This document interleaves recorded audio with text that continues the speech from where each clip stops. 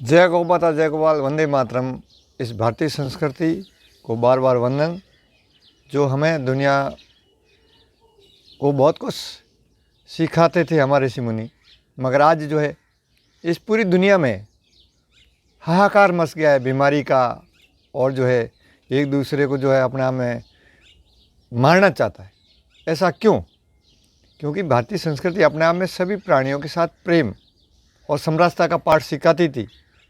इसीलिए भारत माता और भारतीय संस्कृति में हमारे गौ माता, धरती माता, माता, पेड़ पौधे, नदियाँ, ये सारी माताओं का बहुत बड़ा सम्मान था। माताओं से हमारा नाता करते ही हमें अपने आप में इस प्रकृति से निर्मित शरीर जो है प्रकृति से जुड़ने पारी, और प्रकृति की जो गाय माँ है, गाय हमें वो समरसता का पाठ पढ़ाती है। और आज जो जितना वायरस नाम से जो फंडामेंट है, वायरस का अर्थ है सड़ी हुई जहरीली हवा, उसको शुद्ध करने के लिए हमारे ऋषि मुनियों ने बहुत कुछ बताया।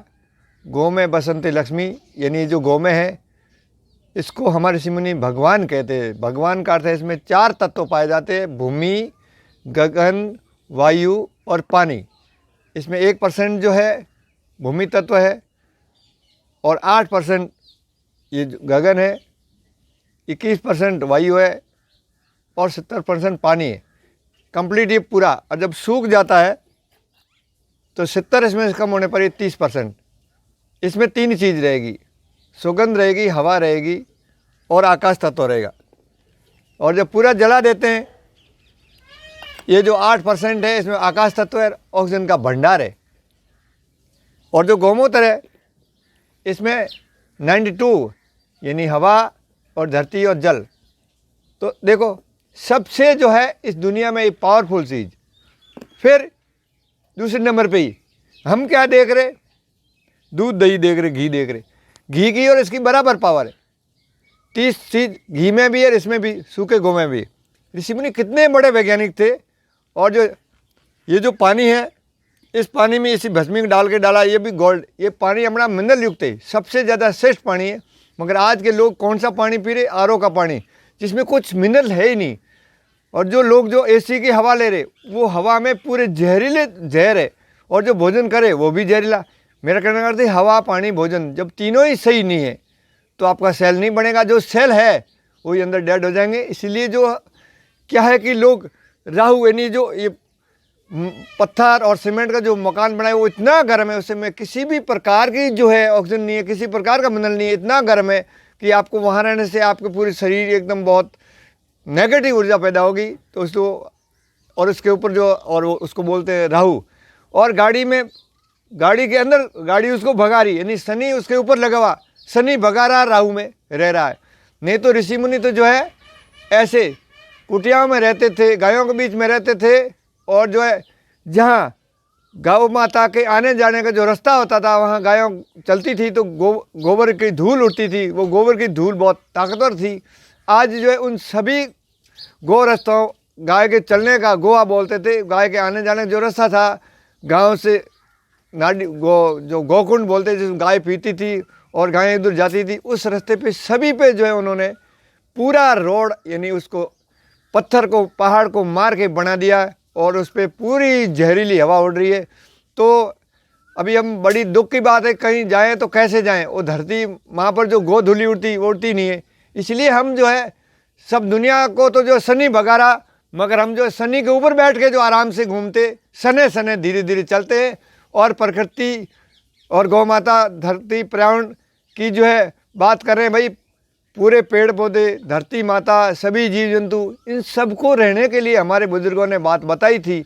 मगर हम आज जो है बिल्कुल भूल गए और प्रकृति को ख़त्म कर रहे और खुद को जीना चाहते। तो प्रकृति माँ है, और माँ के साथ न्याय करेंगे तो हम आराम से जिएंगे। मगर राहु और शनि दुनिया को जो है बहुत जल्दी काल की जो है मुँह में डाल रहा है। और काल से जीतने के लिए ऋषि मुनियों ने 5 अंग को जानकार पूरी प्रकृति माँ की शक्ति से जुड़कर जीते थे। शक्ति में भक्ति है। आज जो है लोगों के अंदर शक्ति है ही नहीं। क्यों नहीं है? कि उसको शुद्ध ज्ञान नहीं है, सभी से प्रेम नहीं है, शुद्ध हवा नहीं है, शुद्ध पानी नहीं है, शुद्ध भोजन नहीं है। तो ये सारी व्यवस्था जो ऋषि मुनियों की परंपरा में थी, गौ माता कितनी बड़ी शक्ति है। और जो जब से देश आज़ाद हुआ उसके बाद और ज़्यादा गाय की स्थिति दयनीय, प्रकृति के साथ और ज़्यादा अन्याय हो रहा है। पहाड़ों को जो है उन्होंने काट दिया, नाडियों को ख़त्म कर दिया, गोचर और उनको भी ख़त्म कर दिया। सभी प्राणियों को रहने का जो अधिकार था उन सबको अधिकार होना चाहिए रहने। और पहाड़ों में सबसे ज़्यादा पेड़ पौधे और सब प्राणी रहते थे, ऋषि मुनि तपस्या करते थे, उन सबको ख़त्म कर दिया। ये हर्जाना कौन भुगतेगा, कौन भरेगा? हम सबको सोचना चाहिए। हमारे बुजुर्गों ने उसको बचाने को बोला। इनमें अपार ऊर्जा रहती है।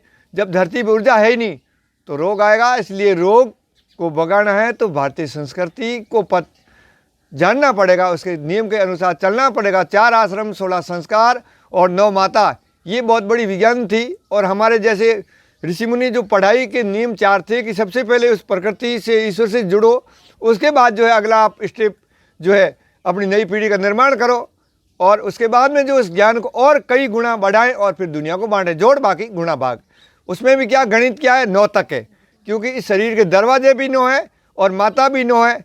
तो ये 9 की बहुत बड़ी गणित है। धरती और उसके बाद उनके सपोर्ट जो 8 और एक धरती 9 यानी पूरे ब्रह्मांड में जो है जीते थे। पूरे ब्रह्मांड से ही शरीर जुड़ेगा। जुड़ने के बाद एक भी सेल जो बनेगा, एक कोशिका बनेगी, वो अपना वैसी बनेगी जैसा आपका शरीर है। कितनी बड़ी विज्ञान ऋषि मुनि जानते थे। वो विज्ञान जब तक नहीं आएगी तो हमारा जो है जीवन जीने का जो नियम है, जीवन जीने की पद्धति है, वो पद्धति जो हम भूल रहे और जो आज जिसको हम बहुत कुछ मान रहे, ये अपने आप में ये मैकाले की पढ़ाई और अंग्रेजी दवाई और शराब की दुकान, ये एक भारत का पूरा विनाश है।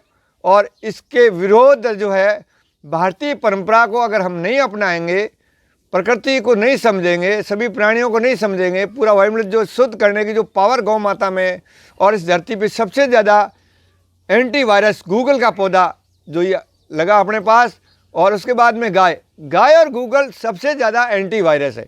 ये दोनों जो है, क्योंकि जंगल ख़त्म कर दिए तो गूगल ख़त्म हो गया, और गाय जो चरने का स्थान ख़त्म कर दिया। गाय को जो 1760 में जो काटने का जो अंग्रेजों ने कानून बनाया, देश आज़ाद हो के 70 साल हो गए, अभी भी वही कानून है। नहीं गाय, क्योंकि अंग्रेजों की प्लानिंग थी कि गाय अगर ख़त्म नहीं होगी तो इनमें चेतना आ जाएगी और फिर से ये हमारे गुलाम नहीं होंगे और हमारी दवाइयाँ नहीं चलेगी और हमारे जो जितने भी जो है इस भारत को मिटाने का प्रयास है वो असफल हो जाएंगे। तो इसलिए आज देख लो, करीब करीब उनका सब योजनाएं सफल हो गई है, मगर हम अभी नहीं जाग रहे। देश आज़ाद हो गया, देश आज़ाद हो गया। आज़ाद कैसे हुआ? पूरा का पूरा फंडामेंट अंग्रेजी पद्धति का है। अंग्रेजी पद्धति इस दुनिया में चल रही है और हम अपनी पुरानी परंपरा, भारत की परंपरा, सनातन परंपरा, 16 संस्कार और 4 आश्रम, 9 माता, इन सब को हम इन सब से नाता क्यों नहीं लें?